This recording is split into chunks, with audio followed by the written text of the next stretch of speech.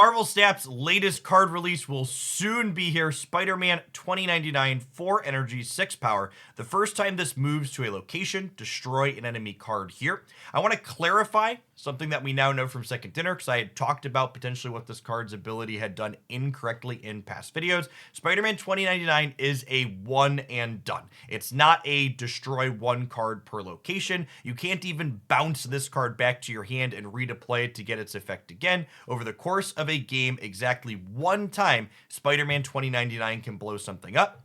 That being said, I think this card still has a lot of potential. A 6 power 4/4 energy is close to on rate, and when you mix in blowing up, even a 3 or 4 power thing, suddenly we've been afforded double digits worth of stats for just 4 resources, which is a pretty worthwhile investment. Let's go ahead and dive on into the top 6 deck lists that I'm looking forward to trying out Spider-Man 2099 in on my live stream tomorrow.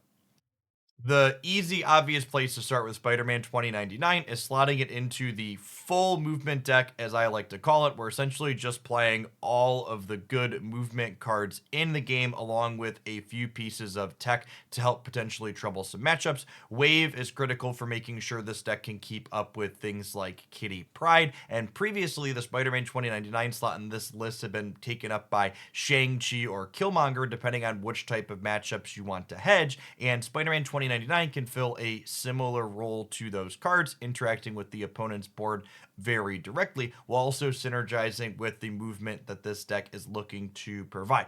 It is worth noting that it gives up some play in spots such as decks like Lockjaw that already have a full board, but it also has bonus utility, being able to snipe a Lockjaw or a Cosmo that's already on the board that you otherwise wouldn't be able to touch in a deck like this. Now, assuming we play some games and we find that Spider-Man 2099 can't fully replace Shang-Chi, but we simply want to supplement the coverage that that card already provides when it comes to interacting with our opponent, I think exploring options like this one is a worthwhile place to go. This deck still has a fairly sizable move package. In addition to 2099, we've got Iron Fist, Vulture, Ghost Spider, Cloak, and Dagger for 3 enablers and 3 payoffs, but we're also packing just basically every good tech card in the game right now. We've got Shang-Chi, we've got Wave, we've got Killmonger, and we're even featuring a copy of Arrow here, who's quite strong post-wave when you lock your opponent into only making a single play. Overall, I think this is probably the deck list that I expect the most out of for Spider-Man 2099, with the honest question being, hey, is he doing something of value in this shell that our other tech cards aren't already covering? Leaning into the idea that if we potentially want to be playing Spider-Man 2099 and Shang-Chi in the same deck together, naturally that leads us to Zabu being something worth testing. Making our 4-cost cards more efficient is something we're super into, especially considering the fact that Spider-Man 2099 is a card that we'd be pretty happy to play on curve following a Zabu. You play your Zabu out on turn 2, you play your Spider-Man 2099 out on turn 3. On turn 4, you use your Ghost Spider to move Spider-Man 2099 into their Lockjaw path and blow that puppy away before it could start flipping cards out of their deck. It sounds potentially quite strong. This deck is looking to leverage a small move package on top of that still, with Vulture and Kraven as other move payoffs alongside Iron Fist and Ghost Spider. And then if we're playing Kraven and we're making our 4 drops cheaper, in enter Stegron, one of my favorite 4 energy move power cards. Rescue here is kind of a flex spot, but I think she's potentially interesting here because we can play out a card to her path to trigger her ability, but then not be fully committed to that path thanks to things like Iron Fist and Ghost Spider being able to relocate them after we trigger the rescue. As my thought process of where Spider-Man 2099 could be slotting into in Marvel Snap continued to evolve, we arrived at Zabu in the previous deck list, which got me to thinking, all right, what's the best Zabu deck in Marvel Snap that we're aware of?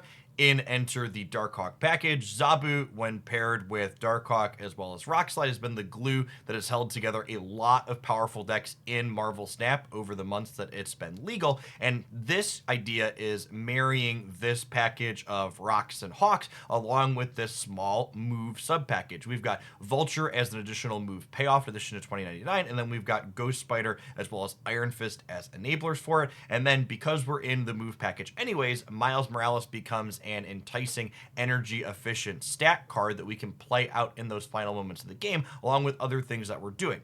In my mind, a really ideal turn 6 with a deck like this. We have Zabu in play. We can play Spider-Man 2099 out. We can web sling him into another path with Ghost Spider to blow something up that our opponent was hoping to keep. And we can also slam down Miles Morales in another path to bolster it up. I think these types of play patterns, especially in the first few days after 2099 releases, are going to be excellent cube equity as our opponents try and adjust to what the output range of a deck like this could potentially be. We also get to round out the core of this with something like Polaris and Jeff, and I think quite possibly thinking about working in something like Kraven could also be worthwhile since we're sliding a lot of cards around the board. Our next Spider-Man 2099 deck list is probably the most out there of all the deck lists in the video, but you know, sometimes you got to break a few eggs to make an omelet. I think you really got to try and experiment if you want to try and innovate. The deck name here is kind of a bit of play advice in Storm the Left. The basic idea of what this deck is looking to do is if we storm the left or center location after the fact, we can use things like Heimdall or Iron Fist to add more stats in there, either kicking in a large Vulture or sliding in Spider-Man 2099 to blow up whatever large thing the opponent committed there the turn before the flooding happened. Deck lists like this tend to struggle with bounce decks in my experience, and instead of playing Wave on turn 5 in this deck list, I'm looking to leverage Dr. Octopus. Dr. Octopus can rip their Hitmonkey into play, as well as other cards that they're hoping to play out strategically all into one spot, and then we can either clean up that one location with something like Shang-Chi, or we can simply slam down Heimdall to nope right on out of wherever we Dr. Octopus all of their stuff into, basically saying, hey, you get this path, but I'm going to take the two others since all of your best cards are now concentrated inside of a single location.